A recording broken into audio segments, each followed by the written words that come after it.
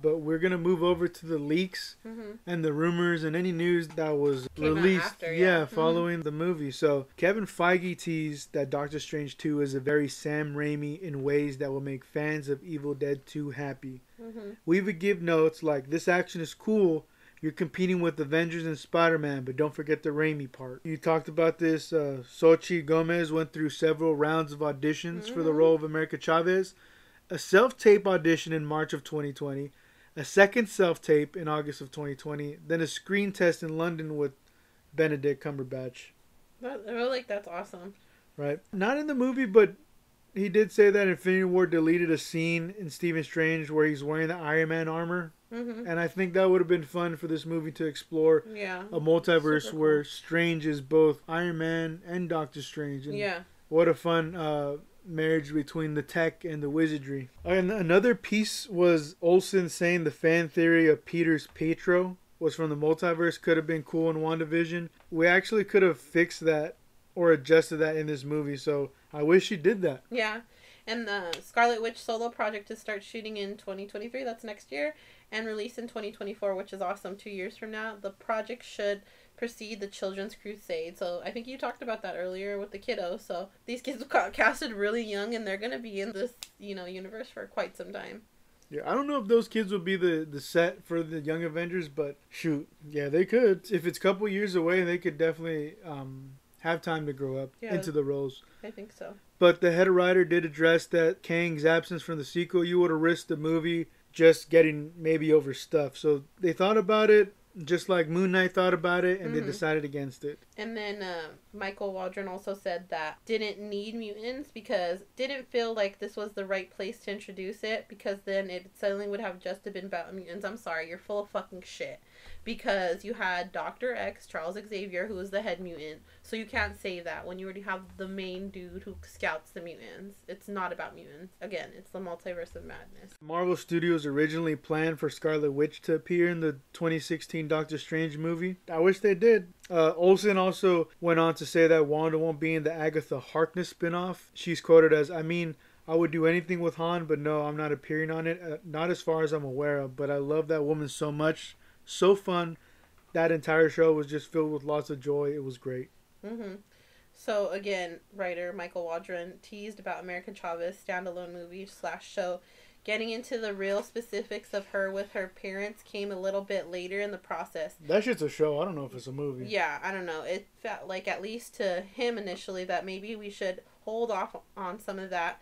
It felt like that sort of stuff should be answered when she has her own solo project, basically, was what he's saying. And I agree. Like, we could have done without that part. Yeah. Michael Waldron also quoted as saying he wanted Tom Cruise in the movie. He asked if he can get him. They blame scheduling for not getting him down, but I suspect that some of the leakers were right in saying that it's potentially about money and potentially about the way he dies on screen that could have held negotiations. We also had another rumor with Wolverine coming back, played by Hugh Jackman. He would have arrived after the Illuminati would have died. He would have had about 30 seconds of screen time, worn the comic accurate suit, so the black and yellow. And Scarlet Witch would have killed him, leaving nothing but the adamantium skeleton. Oh, shit. Yeah. Ian McKellen said, if I had a daughter, I'd hope she'd be like Elizabeth, a treat to be her daddy. Oh, yeah, I know. That's cool. So, Elizabeth Olsen on Scarlet Witch fighting the Illuminati in Wanda's variant body. We decided that the limitation is that she's not in her body. She's in a less oiled version of her body, so it's not capable of doing as much as our universe's Wanda could do. Another piece, Benedict Cumberbatch recently revealed that he passed on the Thor 2 Malekith role before being cast as Doctor Strange. Yeah. I was bold enough to say, I'm really flattered to be invited to the party, but I'd rather hold out for something a bit more juicy.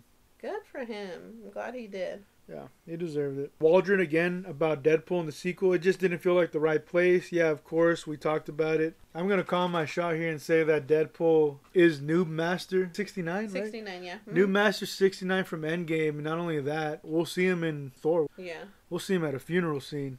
Oh, my gosh. A scene that, why would he go to a funeral? Well, why was he in Endgame? So exactly. Hopefully I don't ruin it or I don't, whatever the fuck, but We'll see. We'll see. The idea is really starting to weigh on Steven. This is Waldron again. Quote, Jesus, is every one of me bad in the multiverse? And if that's true, does that mean I'm fated to go bad?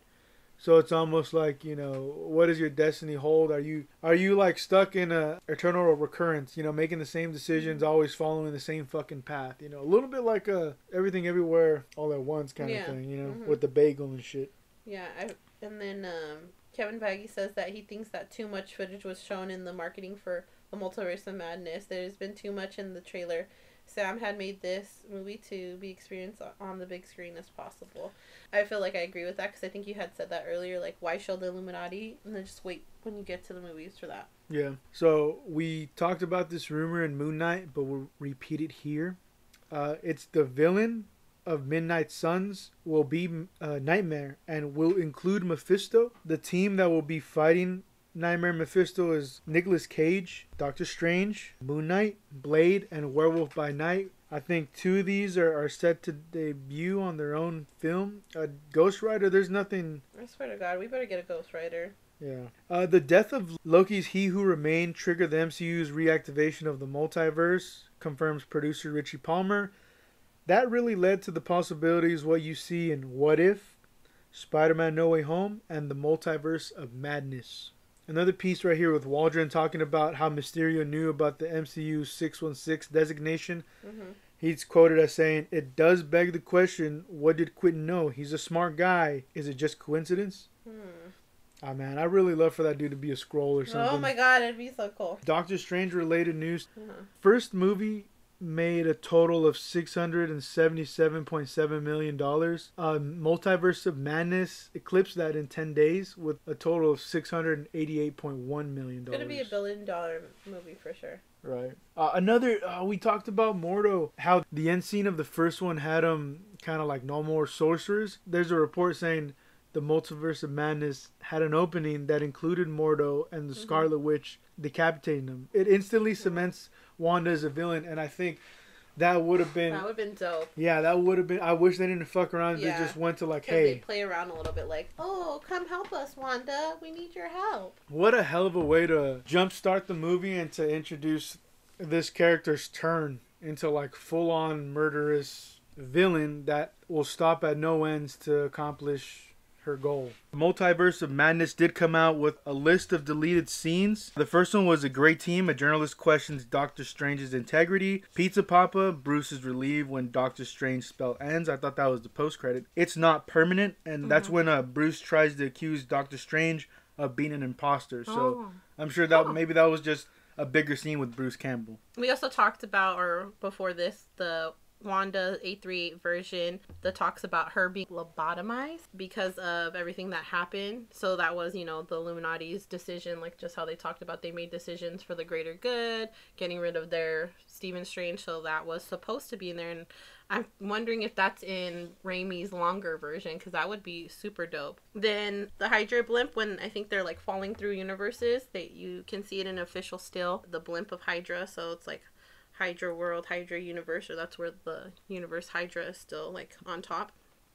Also you see Savage Land, you know, when they're falling through. Yeah, and you get a living tribunal. Like there's a couple things going on. Yeah, there's a lot of cool stuff on there. I think they said the pipe world is something about the Ultron bots, right? Yeah, like it has like Stark little machines. We might get like a Mephisto tease like at the end where America pushes her over the ledge and it's like hellish environment. And the whole Professor X and Wanda fight, quote unquote, because it's not really a fight, you know, it's you see them him entering her mind. That's a slaughterhouse. Yeah, was supposed to be something bigger, like crazy, because they both can manipulate minds, you know, him with Cerebro and her with her Scarlet Witch magic. Was supposed to be something else, something crazy, something mind-bending, and where the final version wasn't even a battle at all. He would just walks in there, talks to, you know, good Wanda, who looks like she's trapped inside, and then you get scary like zombie Wanda freaking snapping his neck, you know? To talk about Doctor Strange and what they were able to do with this, he has this problem with holding the knife and wanting to be the one that makes the decisions. That's why he has the time stone. That's why, you know, he's very protective of the timeline itself. So in this protectiveness, his decisions altered a lot of people's lives. It affected his. He's no longer Supreme Strange. It affects Wong. He gets the promotion. It affects Christine.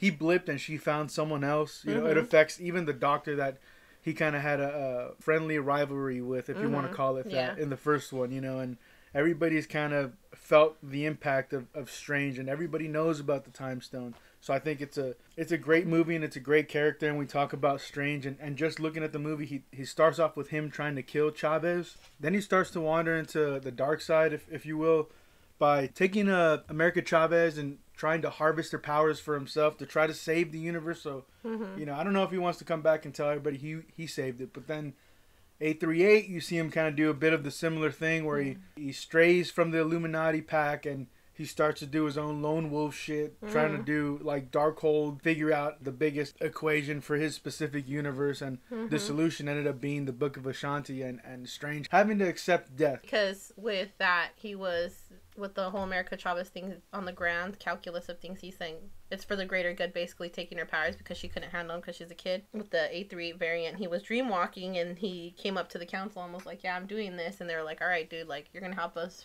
beat Thanos, but we're going to also, you know, take you out and say it was Thanos who took you out. Yeah, and obviously with the final Strange, the Sinister Strange, just full on leaning into the wickedness. Seeing the result of that, like he loses himself, he loses everything that he can possibly attain, and he loses the universe. And it's... And Christine. Christine, I think, is the tipping point for him, and I think that's such a good portrayal of him, like, losing it. That Sinister Strange. Yeah, and just him wanting to kill every Strange because he hates himself. It's a darker path, and you see the whole range of it. It's an interesting movie, and then to finish this whole thing off with a final thought, it's a horror movie with the campy tone.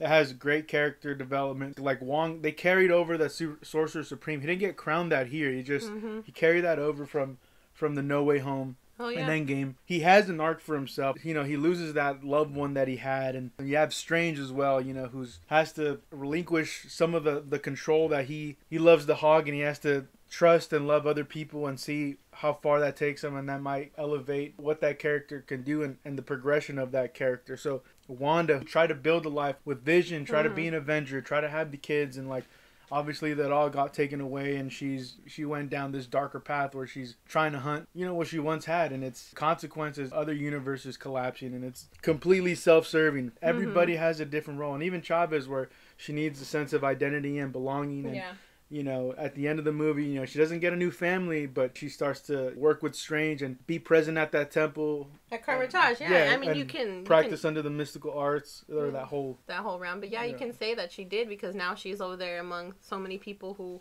are like her in like a different way, because they have, what did Ned say? My Nana says that the tingling in my fingers is magic. So like she's got that ability to do that too, because she has that power she needs to learn how to harness. And I think that whole point in that scene was like, okay, we're going to teach you how to hone these powers in and like kind of be like their family.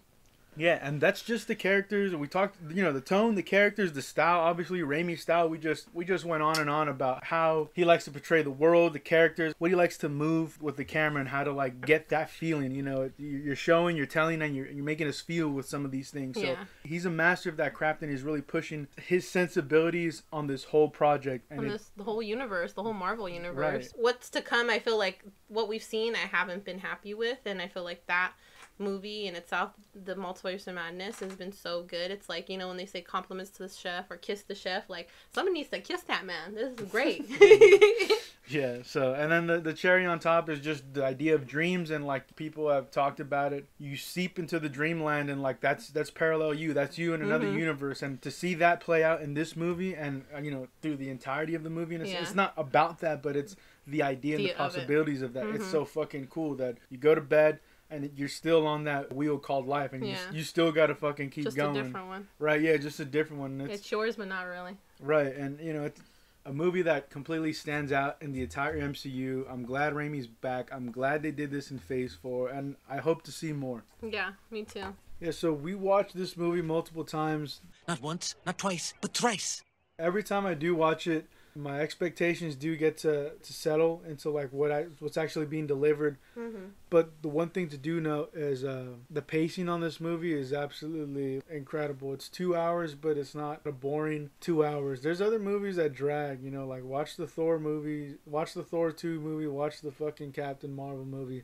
It's fucking drag. This one 2 hours. It's going, you know, on It goes by quickly. It's a fucking bullet train. It's a freight. It's like, you know, it's not fucking around. So it's crazy that they cut some footage, you know, 30 to 40 minutes, but, you know, great pacing, great style, great actors, great characters. There are some moments in the story that do need to work, and there are some, you know, there's some conflict that you wish you saw maybe from the jump, you know, between Strange and Wanda. But best thing from Phase 4 so far, it might be the best thing in Phase 4 for a while. I still beg to differ. I think it's a very good movie. I think creatively and artistically, the way he used the camera, imagery, it's nice. But is it the best? No. Again, I just didn't live up to fan service, and I think that's what, you know, gives it a little bit of lower grade for me, even after seeing it 3 times. Yeah. You know, I wish they did have a little more cameos. Obviously, reunite Toby's Spider-Man with Raimi, but like it's the thing is like, what do they do? Are they either gonna kill him or they're gonna let him live for long enough for Secret Wars? I don't know.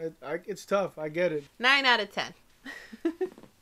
Yeah, so I can't wait for them to take this character in 3 in Secret Wars, and I want to see what they'll do in the larger picture. Benedict Cumberbatch is amazing, and I just can't wait to see him do more Doctor Strange. Yeah, can't wait. So hopefully Midnight Suns or whatever the fuck's coming down the pipeline. Hey, Midnight Suns, we ready for you. Ready. But that was our review of Doctor Strange Multiverse of Madness. We are the Phronesis Project, and thanks for watching. No.